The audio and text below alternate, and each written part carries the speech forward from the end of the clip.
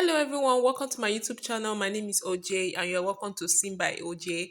Today's tutorial is all about this beautiful graduation gown, though it's a class work, but I thought of sharing it with you guys. So if you're here to subscribe to my YouTube channel, please do it to like and subscribe and turn on your notification bell.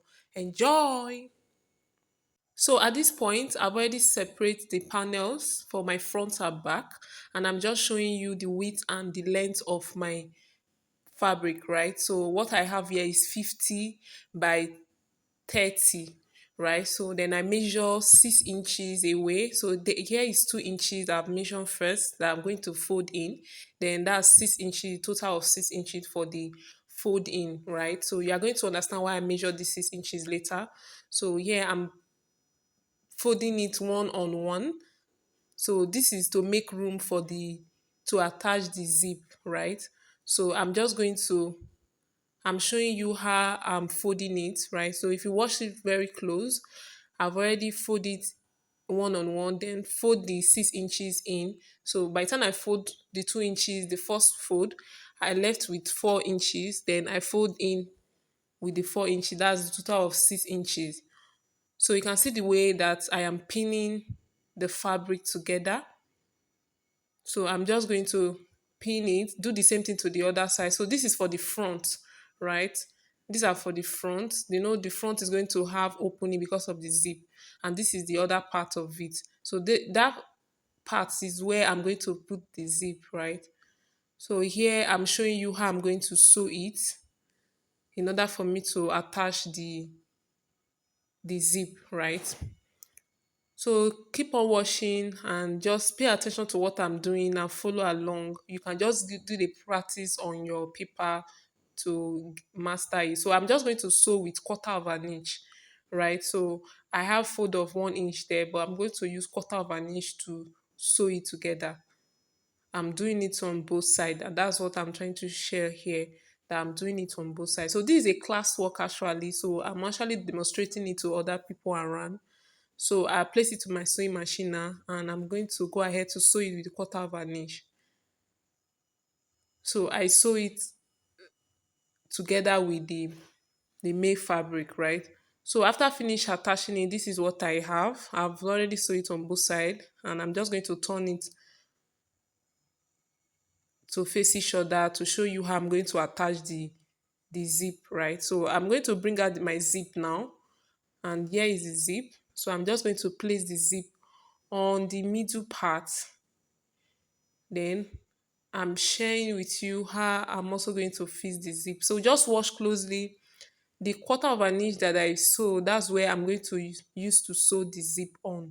Just continue watching. If you don't really understand, please go back to watch it carefully for you to understand it. Right. So I'm just placing everything together. Then I'm going to sew with that quarter of an inch to sew the zip on it on both sides.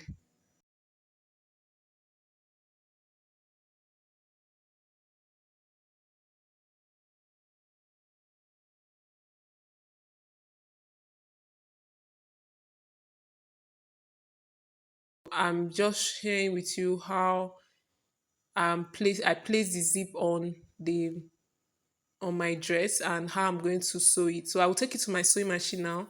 Here is it. So I'm going to show you how this is how I'm going to place it to sew. So after I finish sewing it, this is what I have. I've already finished attaching the zip on it. So I'm opening it up for you to see how beautiful it is. So here is for the panel for the back, right? This is exactly what I have for the front too. Then I cut it into two because of the zip that attached to the front one. So I'm going to bring the front now. Since we've already attached the zip, I'll place them right side face each other. So I'll place them together. Then I'm just going to align them. I'm going to sew it at the side, right? So I'm placing them in a way that I can sew them at the side. That's turn it at the side without not using a whipping machine or having rough edges. So I'm using quarter of an inch to sew it, and that's what I have. It's very neat. This is just a method that you can use when you don't have a whipping machine, right? So at this junction, I've already finished sewing everything and I'm going to hem the down part. So that's what I'm doing here. I'm measuring the what I need, the 2 inches that I need to hem at the down part. So I'm arranging it properly because it's a class work. I'm not ironing. I'm just going straight because there are a lot of people there that I was putting through to.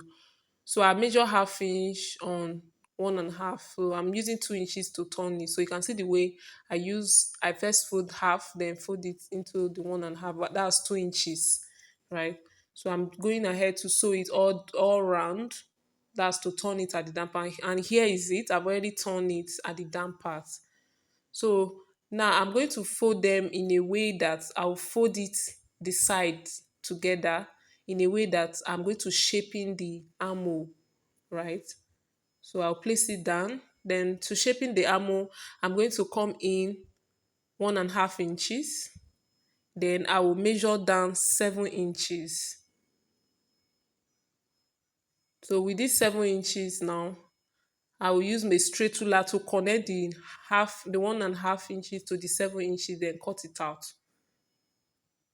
So here is it. I will cut it out. After which I open it up, then I'll have the armhole curve on both sides. So this is all for this now. So I'm just going to go straight now to cut the yoke, which is the upper part. Here is the pattern, and I'm going to share with you. This is the basis body pattern that I've drafted, and I lap them against each other, but I'm going to show you how I come about this. So in here now, I have the front and back. So the first one, which is the basic pattern, that's for the front. So from the neck area, I come down 1 inch. So I measure down 1 inch from the neck. That's the shoulder line, right? Then at the slope area, I've not come down for my slope. So I come down 1.75. So I'm just writing it there. After which I'll use the back. I'll connect the 1 inch to the 1.75 to have my slope, right? That's for the front. Then I'll place the back on it. So this is for allow you to cut the collar and have your slope, right? So I'm just sharing with you the V neck for the front. So from the shoulder line for the back, I came down for the front. I came down 8 inches. So that means the neck opening is 8 inches, and that's where I'm going to cut off. So then from that 8 inches, then I measure 1 inch, which is what I will use to sew to turn it to the down part, right? So just watch closely what I'm doing. So that 1 inch, I came in half inch. I went out half inch. That's seam allowance. Then you can see the curve lines there. I'm so sorry if the pencils is not really showing very well, but as I've mentioned, I did not plan to film this. I just wanted to share it with you because it was a class work. Then at the shoulder line, I came out 1 inch. Then the same 8 inches that I measure for the length for the front, I also do the same thing to the back. Then at the armhole area, I came out half inch, right? So that half inch is to join it to the sleeve. Then I'm going to connect it and just connect the lines that I'll use to cut it for the back. This is the front part now. From the 8 inches that I came down, I will just connect it to the armhole area, right? So just have it straight to the armhole area. So that means the length of our yoke is 8 inches.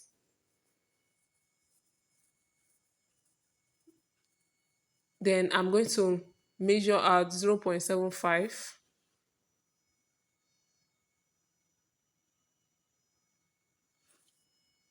So that's 0.75. So I'm just showing how many inches that I have from the slope to the yoke.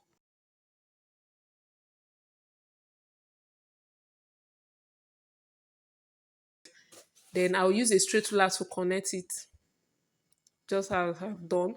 So that's all that you need. So I'm just showing you how I'm going to cut it off, right? So That's all we need for the front and for the back. I will follow the neck shape for the back. I place it in a way that the back is going to be cut folded while the front is going to open because of the V at the front, right? So this is it after cutting it out and open it up. This is what I have. You can see how what we have. So that's for the back. The back now is folded while the front is open, right? So I place my fabric right side face each other, then cut it, which is I will have two, one for the facing, one for the main yoke, right? So I'm going to turn the neck with half inch, then I will top stitch on one side. That will be for the lining. So here is it after sewing it. I'm just sharing that you need to notch it so that it can enable you to turn it properly. So I've finished with the yoke now. So I brought it out to attach it to the down part, right? So I'm just going to flip it to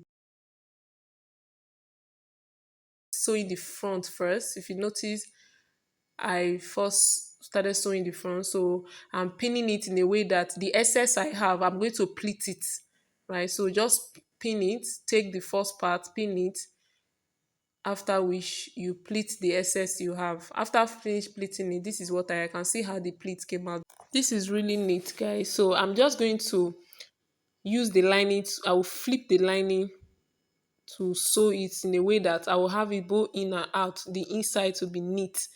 So I pin just one, right? So you know is both the lining and the main fabric. So I pin just one side. So then I'll use the lining to turn it, then sew it with half inch. So after finish, I will do the same thing to the other side too, and that will be for the front. So this is for the one that we have made before, right? So I'm just sharing with you how I'm going to do the back. I will pleat the center back. So after finish attaching the front, we'll move to the back. We are going to flip the yoke for the back. We'll notch the center point of both the yoke and the main fabric. Then we'll pleat at the center, right? So you can actually pin it from the both edge. Then you the excess you have at the center part, you now pleat it. You use key split for it. So you can see what I've done there. I did boss split or key split, whichever way you understand it.